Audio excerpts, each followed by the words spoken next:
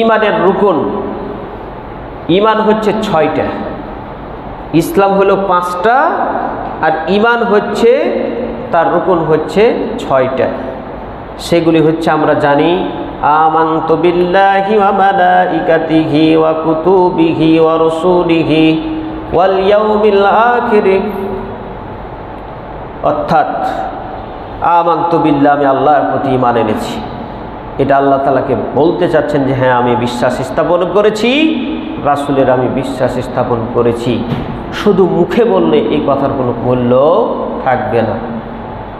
কাফেররাও কিন্তু বিশ্বাস করে, তাদেরকেও যদি জিজ্ঞাসা করা হয় যে তোমার রবকে, তখন বলবে যে আল্লাহ। তোমাকে সৃষ্টি করেছেন কে? আল্লাহ। তোমাকে রিজিক দিচ্ছে কে? সেও বলবে আল্লাহ। এটা আমার কথা নয়, আল্লাহ তাআলা কোরআনে, পবিত্র কোরআনে তিনি বলছেন, কুল মান ইয়ারযুকুকুম মিনাস সামাই ওয়াল আরদ আম্মান ইয়ামলিকুস সামা ওয়াল আবসারা ওয়া মান ইয়াখরুজুল হাইয়্যা মিনাল মাইয়্যিতি ওয়া ইয়াখরুজুল মাইয়্যাতা মিনাল হাইয়্য। আল্লাহ তাআলা বলছেন, হে পৃথিবীর মানুষ, তোমরা জেনে রাখো, তোমরা শুনে রাখো, কাফেরদেরকে যদি জিজ্ঞাসা করা হয়, কুল মান ইয়ারযুকুকুম মিনাস সামাই ওয়াল আরদ, বলো আসমান এবং জমিনে কে রিজিক দেয়। এরপরে আম্মান ইয়ামলিকুস সামা ওয়াল আবসারা, তোমরা যে চোখে দেখছো, কানে যেটা শুনছো, এটা কে করে। ওয়া মান ইয়াখরুজুল হাইয়্যা মিনাল মাইয়্যিতি, মৃত্যু থেকে জীবিত আর জীবিত থেকে মৃত, এইগুলি কে বের করেন, এইগুলির কে সৃষ্টিকর্তা, কে সৃষ্টি করেছেন। কাফের মুশরিককেও যদি এই প্রশ্নটা করা হয়, তারাও বলবে, কি বলবে, ওয়া মান ইউদাব্বিরুল আমরা ফাসায়াকুলুনাল্লাহ, তারা বলবে কি, এই সব কিছুর সৃষ্টিকর্তা যিনি, তিনি হচ্ছেন আমার আপনার রব, তিনি হচ্ছেন আল্লাহ।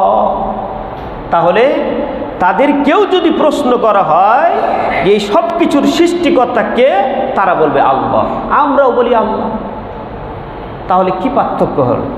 পার্থক্য তো এখানে কিছুই দেখতে পাওয়া যাচ্ছে না। পার্থক্য একটাই, সেটা হচ্ছে আল্লাহর সাথে সাথে তারা অন্য কেউ তারা শরীক করে, এটাই হচ্ছে পার্থক্য। আমার আপনার মাঝে, সমাজে বিভিন্ন প্রায় 3 লক্ষ না কয় লক্ষ শুধু খালি পীর রয়েছে। তাহলে ওই কাফের মুশরিকদের চাইতে মুসলমানরা কোন দিক দিয়ে হচ্ছে কম হলো? আমার আপনার কথা নয়, এটা হচ্ছে এখানে সূরা ইউনুস আয়াত নাম্বার হচ্ছে 31 এবং 32 নম্বর আয়াতে এই কথাটি রয়েছে। ওখানে প্রায় 5-6টা আয়াত রয়েছে আসমান জমিন, আসমানে এবং এই পৃথিবীতে আল্লাহ তাআলা যত জিনিস রেখেছেন, আসমানে রেখেছেন, আসমান এবং জমিনের ভিতরে যত যা আছে, কাফের মুশরিকদেরকে যদি আপনি প্রশ্ন করেন, সবাই হচ্ছে এক বাক্যে স্বীকার করবে যে এগুলি সৃষ্টিকর্তা একজনই, তিনি হচ্ছেন একমাত্র মহান আল্লাহ তাআলা। তারা কিন্তু একমাত্র বলবে না, তারা বলবে আল্লাহ। কিন্তু আমার নাকি বলতে হবে একমাত্র যিনি সৃষ্টি করেছেন তিনি হচ্ছেন আল্লাহ। একমাত্র না বললে অর্থ ভুল হয়ে যাবে, ঈমান পরিপূর্ণ হবে না। ঈমান পরিপূর্ণ যদি করতে চায়, তাহলে একমাত্র কথাটা সেখানে লাগাতে হবে। অতএব আল্লাহর প্রতি বিশ্বাস। কাফের মুশরিকরা সূরা কুল ইয়া আইয়ুহাল কাফিরুন, এই কাফিরুন সূরাটা যখন নাজিল হয়, কাফেররা বলেছিল যে আসুন আমরা কম্প্রোমাইজ করে নিই, আপনার দিন আমরা একদিন মানব আর আমাদেরটা আপনি একদিন মানবেন, আমরা সবাই এক হয়ে যাই। কিন্তু আল্লাহর নবী যখন এই কথাটা বললেন, ঠিক সেই মুহূর্তে মহান আল্লাহ তাআলা সূরা কাফিরুনটা অবতীর্ণ করে জানিয়ে দিলেন যে কখনো নয়, তোমার সাথে তারা একত্রতা করতে চাচ্ছে, ঐক্য হতে চাচ্ছে, এটা চলবে না। তোমাদের দিন তোমাদের, আমাদের দিন হচ্ছে আমাদের। তখন এই সূরাটা নাজিল হয়েছে। আজকে আমরা কাফের মুশরিকদের সাথে একাকার, ইবাদত বন্দিগিতে, চলাফেরাতে, সব কিছুতেই আমরা একাত্মতা ঘোষণা করে দিচ্ছি, কিন্তু একবারে চিন্তাও করি না তারা জীবন আপনাকে মেনে নেবে না। তো এইগুলি হচ্ছে, আরও অনেক কথা রয়েছে সূরা আল মুমিনুন 84, 85, 86, 87, 88, 89 পর্যন্ত এই কথাগুলি রয়েছে। আমি যে কথাগুলো বললাম সবগুলোই আপনারা পেয়ে যাবেন ইনশাআল্লাহ। সময় স্বল্পতার কারণে আমি সময়গুলো এগিয়ে যাচ্ছি। দ্বিতীয় যে বিষয়টি সেটা হচ্ছে ফেরেশতাদের প্রতি ঈমান। ঈমানের দ্বিতীয় হচ্ছে সেটা হচ্ছে ফেরেশতার প্রতি ঈমান।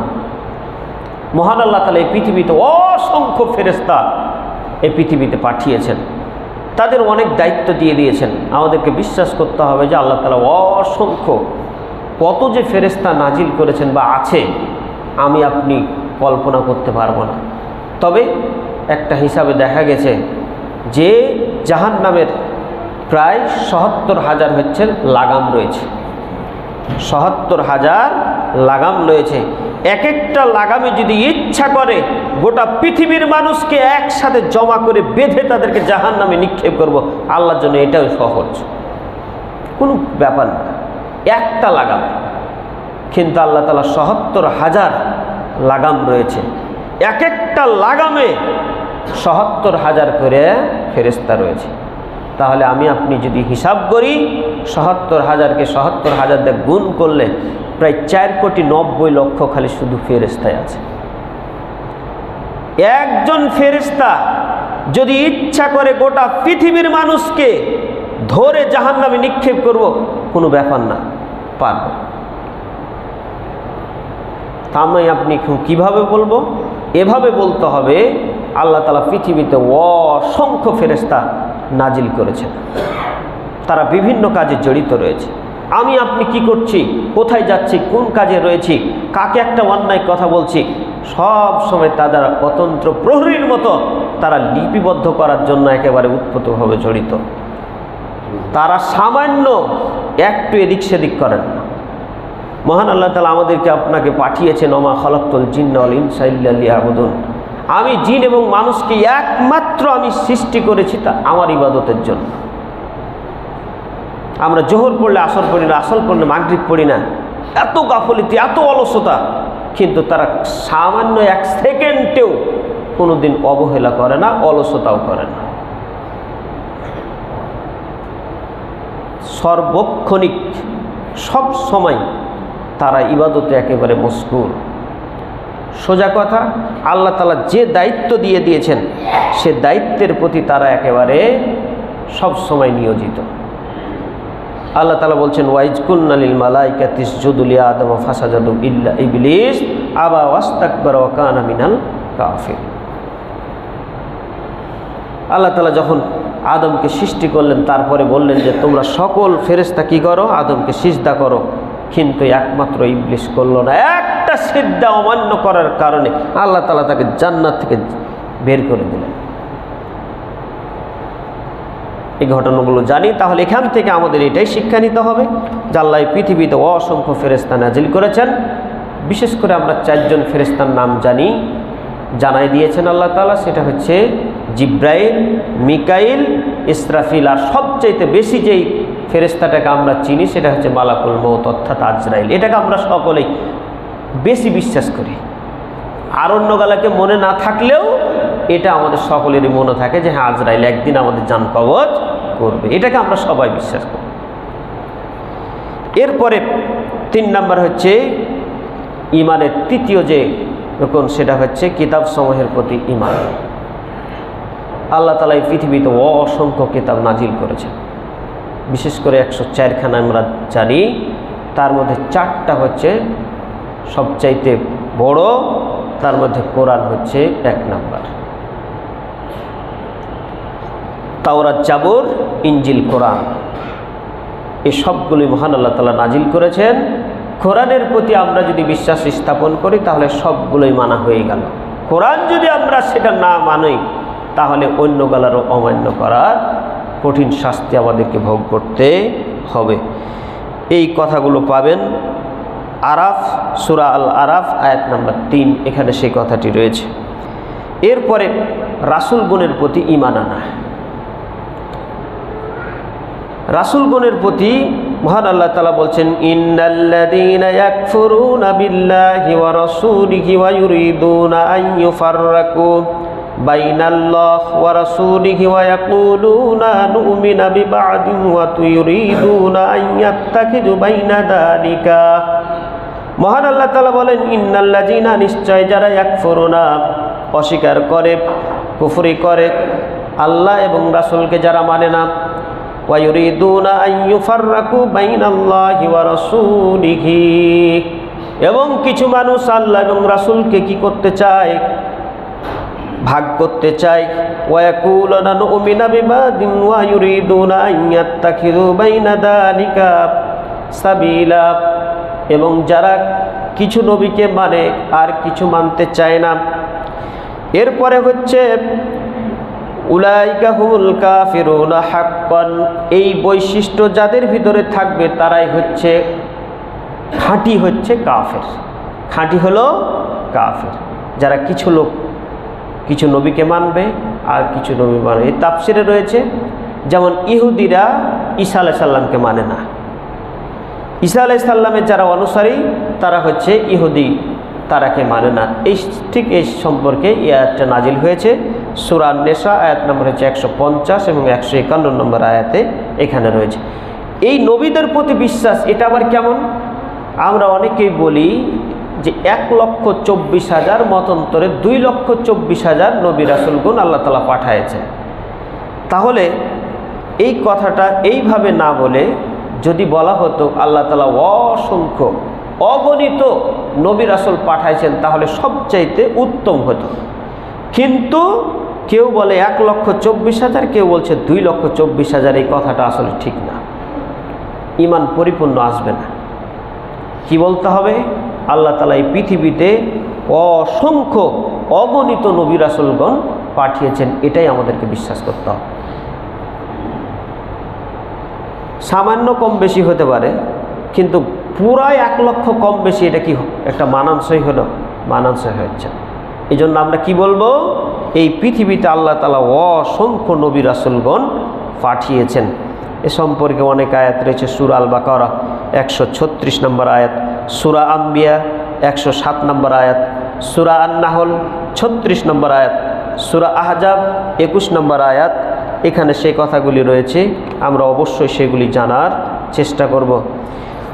আল্লাহ যেন আমাদেরকে কথাগুলি মেনে চলার তৌফিক দান করেন। আমরা সবাই বলি আল্লাহুম্মা আমিন।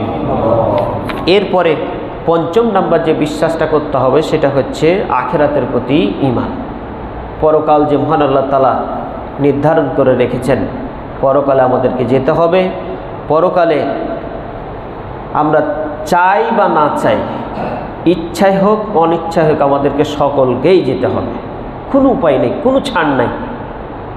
কোনো একটা দাওয়াত দিল, আপনি গেলেন, না গেলেন ইচ্ছা, কিন্তু এমন একটা জায়গা পরকাল, সেখানে সকলকেই যেতে হবে। এটা আমাদেরকে বিশ্বাস করতে হবে। হাসরের ময়দান কি কঠিন জায়গা, যেই জায়গাতে কেউ কারো খোঁজ নেবে না। সেই দিনের জন্য আমাদেরকে পাথেয় কিছু সংগ্রহ করতে হবে। সেই পাথেয় সংগ্রহের জন্য আমাদেরকে কষ্ট করতে হবে, জানতে হবে, পড়তে হবে, শিক্ষা অর্জন করতে হবে, আমল করতে হবে, মানুষকে বুঝাতে হবে। মানুষকে বুঝাতে গিয়ে বিপদ আসলে সেই বিপদে ধৈর্য ধারণ করতে হবে। এটাই হচ্ছে মুমিনের কাজ। মিজানের পাল্লা, আজকে টাকা দিয়ে অনেক কিছু করা যায়, কিন্তু সেই মিজানের পাল্লায় কেউ আপনাকে কোনো একটা নেকিও দিবে না। সূরা হাক্কাতে মহান আল্লাহ তাআলা বলছেন, ইয়াউমা ইয়াফিরুল মারউ মিন আখিহি ওয়া উম্মিহি ওয়া আবিহি ওয়া সাহিবাতিহি ওয়া বানি লিকুল্লি মিনহুম ইয়াউমাইজিন শাআনু ইয়ুগনি। মহান আল্লাহ তাআলা বলছেন, সেই দিন মায়ের কাছে যাবে, পিতার কাছে যাবে, স্ত্রীর কাছে যাবে, সন্তানের কাছে যাবে, কেউ কারো খোঁজ নেবে না। বলা হবে যে একটা নেকির জন্য আমি ঠেকে গেছি, একটা নেকি গেলা দাও, কেউ দেবে না। আজকে আমরা ঘন্টার ঘন্টা কত সময় অপচয় করছি, ব্যয় করছি।